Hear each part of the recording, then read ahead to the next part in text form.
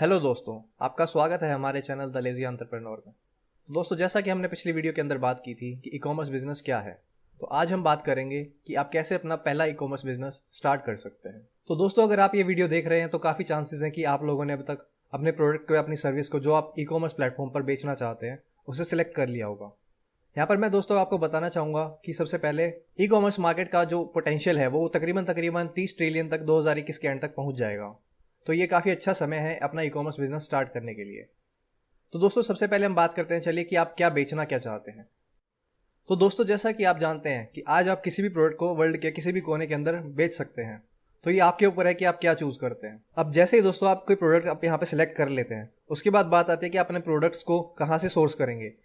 वो उसके कई तरीके रहते हैं दोस्तों। आप उसे ऑफलाइन यानी कि ऑफशोर या ऑनशोर या फिर कोई एक ड्रॉप शिपिंग के जरिए भी आप वहाँ पर अपने प्रोडक्ट के सोर्स को क्रिएट कर सकते हैं। आपको सप्लायर्स ढूंढने की यहाँ पे सबसे पहले ज़रूरत रहती है। अब दोस्तों, इसके बाद बात आती है कि आप कौन से ई कॉमर्स प्लेटफॉर्म या वेबसाइट का आप यूज़ यहाँ पे करते हैं, क्योंकि दोस्तों आज के वक्त में ई कॉमर्स प्लेटफॉर्म्स काफ़ी ज़्यादा हो गए हैं और यहाँ पर बहुत सारे ऑप्शंस हैं। तो आपको सबसे सही जो आपके लिए रहता है वो आपको वहाँ पे सोल्यूशन आपको देखना रहेगा। उसके बाद दोस्तों आपके पास ऑप्शन रहता है कि आप पेमेंट्स कैसे सेटल अप करेंगे। उसके लिए आपके पास काफ़ी ऑप्शंस रहते हैं, जैसे कि पेपाल, स्ट्राइप या फिर ब्रेनट्री,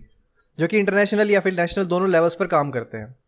तो दोस्तों चलिए सबसे पहले हम बात करते हैं कि आप कैसे पहचानेंगे कि आप क्या बेचना चाहते हैं। दोस्तों, ये पहला स्टेप रहता है ई कॉमर्स बिजनेस का कि आप पहले ये डिसाइड करें कि आप बेचना क्या चाहते हैं, क्योंकि जो इन्वेंट्री आपकी रहेगी, जो आपका मतलब स्टोरेज रहेगा, वो यहाँ पर लाइफ लाइन रहेगा एक तरह से ई कॉमर्स बिजनेस का। तो आपको ये यहाँ पे श्योर करना होगा कि ये आप सही से सिलेक्ट करें, और इसके लिए मेरे पास यहाँ पे कुछ टिप्स भी हैं आप लोगों के लिए। तो इसके लिए दोस्तों सबसे पहले यहाँ पे आपके पास कुछ ऑप्शन रहते हैं कि या तो आप अपना प्रोडक्ट जो है वो खुद बनाना चाहते हैं, खुद क्रिएट करना चाहते हैं, या फिर किसी और मैन्युफैक्चरर या क्रिएटर से सोर्स करना चाहते हैं। तो ये आपके ऊपर डिपेंड करता है कि आप कौन सा ऑप्शन यहाँ पे सिलेक्ट करते हैं।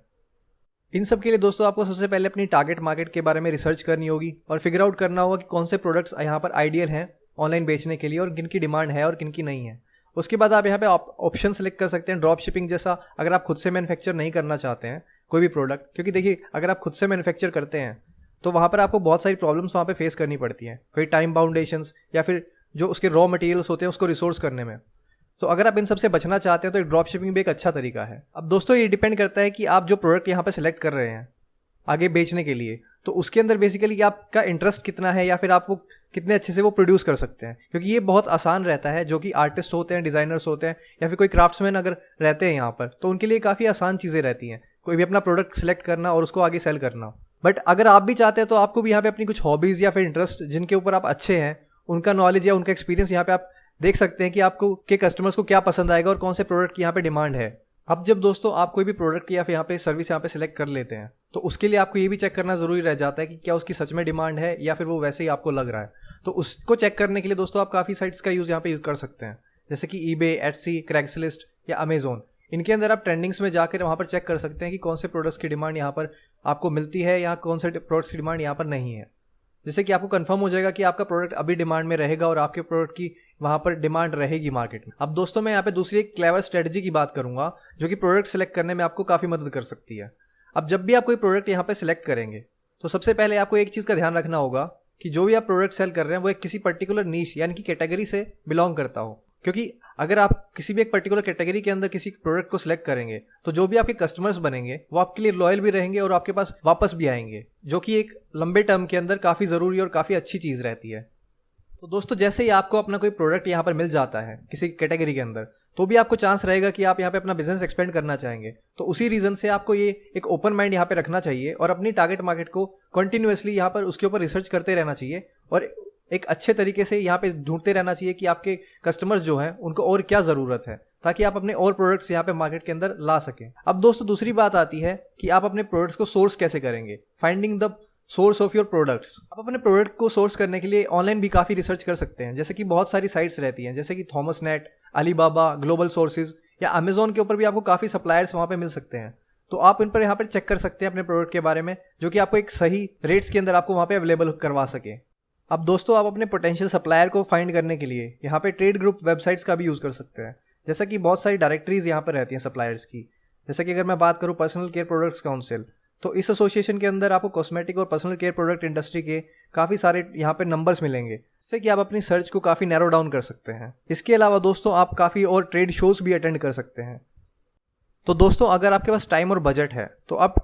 अपनी जिस भी इंडस्ट्री के प्रोडक्ट के यहाँ पे आप सर्च कर रहे हैं उसकी ट्रेड शोज आप वहाँ पे अटेंड कर सकते हैं, और वहाँ पे अच्छे और काफ़ी मतलब एक पोटेंशियल वेंडर्स आपको वहाँ पे देखने को मिलेंगे जो कि आपके प्रोडक्ट्स को बेसिकली इन पर्सन आपको देखने को मिल सकते हैं। और ये आपको एक थोड़ा सा जल्दी भी आपके लिए रहेगा, क्योंकि अगर आप किसी से डायरेक्ट मिलते हैं तो वहाँ पे आप कोई भी ऑर्डर प्लेस कर सकते हैं। इसके अलावा अगर आप इंडस्ट्री के अंदर जिस भी प्रोडक्ट की इंडस्ट्री आप यहाँ पे बात कर रहे हैं उसकी इंडस्ट्री के अगर आपको रेफरल्स हैं, कोई आपके जान पहचान वाले हैं, तो आप उनसे भी वहाँ पर कोई कॉन्टैक्ट्स आप निकलवा सकते हैं और अपने सप्लायर्स के बारे में डिटेल्स पता कर सकते हैं। तो दोस्तों जैसे ही आपको यहाँ पे कोई भी पोटेंशियल वेंडर आपको यहाँ पे मिलता है तो आपको कुछ चीज़ों का ध्यान रखना ज़रूरी है कि आपकी पेमेंट टर्म्स क्या रहेंगी, कि आपका मिनिमम ऑर्डर रिक्वायरमेंट्स क्या है और टोटल कॉस्ट कितनी आएगी, और बेसिकली अगर वो कोई इंश्योरेंस यहाँ पे लायबिलिटी इंश्योरेंस यहाँ पे उसका कोई सर्टिफिकेट आपको प्रोवाइड कर सकते हैं या नहीं। और अगर मान लीजिए ऑर्डर नहीं आता है तो आपको उनकी पॉलिसीज़ के बारे में पता होना चाहिए कि लेट और अनडिलीवर्ड ऑर्डर्स का वो रिफंड करते हैं या फिर क्या रहता है। और इन सब चीज़ों के लिए आप बेसिकली उनके रिव्यूज़ भी पढ़ सकते हैं यहाँ पे ऑनलाइन, तो क्योंकि बहुत सारी साइट्स रहती हैं जैसे कि येल्प वगैरह, तो इनके ऊपर आपको बेसिकली उनके रिव्यूज़ भी मिलेंगे, जिससे कि आपको एक बेटर इंसाइट यहाँ पे पता चल सकती है कि आपका पोटेंशियल जो सप्लायर रहेगा वो किस तरह की सर्विस आपको प्रोवाइड करवा सकता है। अब जैसे ही दोस्तों आप अपने प्रोडक्ट्स और वेंडर्स को यहाँ पे सिलेक्ट कर लेते हैं तो उसके बाद आपकी सबसे मेन जो चीज़ रहेगी, तीसरा स्टेप यानी कि टेक्निकल साइड, तो वो यहाँ पे आपको अब शॉर्ट आउट करनी रहेगी कि आप अपनी ई कॉमर्स टेक्नोलॉजी और सोल्यूशंस कैसे फाइंड आउट करते हैं। तो चलिए अब हम बात करते हैं उसी के बारे में। तो दोस्तों देखिए, किस्मत से ये जो पार्ट यहाँ पर रहता है ई कॉमर्स बिजनेस का, ये कोई ज़्यादा डिफिकल्ट नहीं है, क्योंकि यहाँ पे बहुत सारे प्लेटफॉर्म्स और सोल्यूशंस यहाँ पे आपको यूज़र फ्रेंडली हैं जो कि, और ये सब प्लेटफॉर्म्स आपके लिए यूज़र फ्रेंडली हैं, और आपको अगर थोड़ी सी बहुत लिमिटेड टेक्निकल नॉलेज है तो भी आप इन्हें यूज़ कर सकते हैं। तो जैसे ही आप कोई भी प्लेटफॉर्म यहाँ पे सिलेक्ट करते हैं तो उसके लिए आपको सबसे पहले होस्ट और रजिस्ट्रेशन वहाँ पे करना पड़ेगा। अब उसके लिए आपको कुछ चीज़ों का ध्यान रखना ज़रूरी है दोस्तों, जैसा कि आपका जो क्रेडिट कार्ड पेमेंट्स है वो किस पर्टिकुलर सर्वर पे हो रही है और वो कितना सेफ है। मान लीजिए अगर आपको कोई भी इशू आता है वेबसाइट के अंदर तो वहाँ के कस्टमर सपोर्ट किस तरह से अवेलेबल आपको और किस तरह से आपकी मदद कर सकते हैं, और इसकी मेंटेनेंस कॉस्ट कितनी रहती है, और उसके अंदर कोई एडिशनल चार्जेस या फिर कोई और भी चीज़ें जैसे कि सपोर्ट आपको कितना अवेलेबल रहता है, वो सब चीज़ें आपको ध्यान में रखनी चाहिए। इन सब के बाद दोस्तों बात आती है कि आपके डोमेन नेम की, जो कि आपके प्रोडक्ट और आपके कस्टमर्स के साथ थोड़ा सा रिलेवेंट होना चाहिए और उनको थोड़ा बहुत फील होना चाहिए कि हाँ ये प्रोडक्ट और ये वेबसाइट थोड़ा सा लिंक करते हैं। वैसे तो दोस्तों ये बातें ब्रांडिंग और मार्केटिंग के अंदर आती हैं, पर ये चीज़ें आप तब अपना रजिस्ट्रेशन वहाँ पे करेंगे डोमेन के अंदर तो उसी वक्त आपको ध्यान रखनी होंगी, क्योंकि ये काफ़ी ज़रूरी चीज़ें रहती हैं एक लॉन्ग टर्म के अंदर। इनके अलावा दोस्तों एक बात रहती है कि होस्टेड ई कॉमर्स प्लेटफॉर्म्स, जैसे कि यहाँ पे मैं बात करूँगा शॉपिफाई या फिर आपके सामने और भी रहेंगे जैसे मैग्नेटो वगैरह, तो इनके अंदर मेन चीज़ ये रहती है कि ये सारे के सारे मेंटेनेंस वगैरह ये अपनी तरफ से देखते हैं और ये काफ़ी ज़्यादा यूज़र फ्रेंडली रहते हैं as compare to the other ones. तो अब इनके बारे में अगर मैं आपको बताना चाहूँ यहाँ पे, तो ये ईजी टू मैनेज है और ये आपको सपोर्ट भी काफ़ी अच्छा ऑफर करते हैं कि कोई भी फीचर कैसे यूज़ किया जा सकता है, और अगर आपको कोई भी प्लेटफॉर्म के अंदर कोई प्रॉब्लम रहती है तो इनकी सपोर्ट टीम हर वक्त तैयार रहती है। पर इनके साथ ही कुछ कॉन्स भी रहते हैं दोस्तों इनके, कि जैसे कि मैं यहाँ पे बात करूँगा कि जैसे कि कुछ भी सॉल्यूशंस अगर आप कुछ मर्चेंट अगर चाहता है तो वो अपडेट्स यहाँ पे सॉल्यूशन प्रोवाइडर के ऊपर डिपेंड करती है, यानी कि जिसकी साइट है, जैसे कि शॉपिफाई के अगर ऊपर आपने अपना प्लेटफॉर्म क्रिएट किया है तो वहाँ पे शॉपिफाई के ऊपर डिपेंड करता है कि वो उस फीचर को अवेलेबल करा रहे हैं या नहीं करा रहे। तो ये कहीं ना कहीं दोस्तों थोड़ा सा कम फ्लेक्सिबल रहता है as compare to the open source platforms के। अब जैसे ही दोस्तों अगर आप कोई भी ई कॉमर्स प्लेटफॉर्म यहाँ पे सिलेक्ट कर लेते हैं और उस पर अपना रजिस्ट्रेशन और डोमेन नेम रजिस्टर करवा लेते हैं, तो उसके बाद दोस्तों अब बात आती है चौथे स्टेप की, यानी कि सॉर्टिंग आउट द पेमेंट्स, कि पेमेंट्स किस तरह से होंगी और कैसे होंगी। तो दोस्तों आपने सुना है या नहीं सुना मैं नहीं जानता, बट मैं यहाँ पे आपको सबसे पहले बताना चाहूँगा पेमेंट गेटवे के बारे में, जो कि एक मर्चेंट सर्विस रहती है कि जहाँ पर कोई भी क्रेडिट कार्ड या फिर डेबिट कार्ड ऑनलाइन या ऑफलाइन वहाँ पे रिटेलर्स के थ्रू पेमेंट करवाता है। तो इसके अंदर बहुत सारे रहते हैं, इसके अंदर भी बहुत सारे गेटवेज यहाँ पे मार्केट के अंदर आपको अवेलेबल हैं, जैसे कि पेलाइन, ऑथराइज.नेट, पेपाल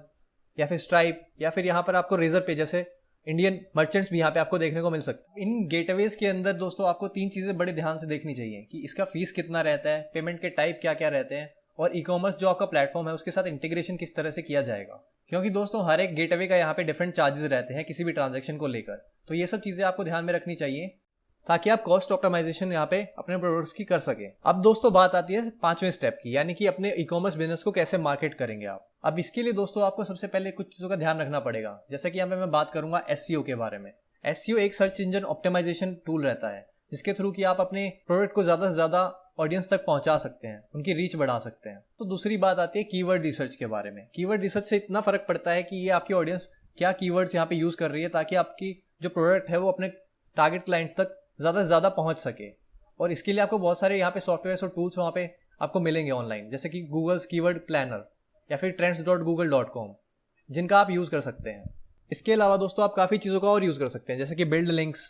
या फिर अपनी जो वेबसाइट है उसको ऑप्टिमाइज़ कर सकते हैं और अच्छे ग्राफिक डिज़ाइन वहाँ पे अपनी वेबसाइट पे लगा सकते हैं। या फिर कंटेंट मार्केटिंग की अगर मैं बात करूँ, किसी ब्लॉग्स के अंदर अपने लिंक्स वगैरह डालकर, ये सब चीज़ें आपको मार्केटिंग के लिए काफ़ी बेनिफिशियल रहेंगी। इन सब के अलावा दोस्तों आपका सोशल मीडिया पे प्रेजेंस होना भी काफ़ी ज़रूरी रहता है, जैसे कि फेसबुक वगैरह या फिर इंस्टाग्राम, जो भी सोशल मीडिया साइट्स रहती हैं, वहाँ पर आपको अपने ई कॉमर्स स्टोर के बारे में काफ़ी मार्केटिंग की ज़रूरत रहेगी। इसके अलावा दोस्तों आप ईमेल मार्केटिंग का भी यूज़ कर सकते हैं, जिसके अंदर कि आप रैंडम नंबर ऑफ ईमेल्स वहाँ पर कर सकते हैं, जो भी आपके पोटेंशियल यूजर्स रहते हैं उनको। अब इतना सब करने के बाद दोस्तों आप बिल्कुल तैयार हैं अपने ई कॉमर्स प्लेटफॉर्म पर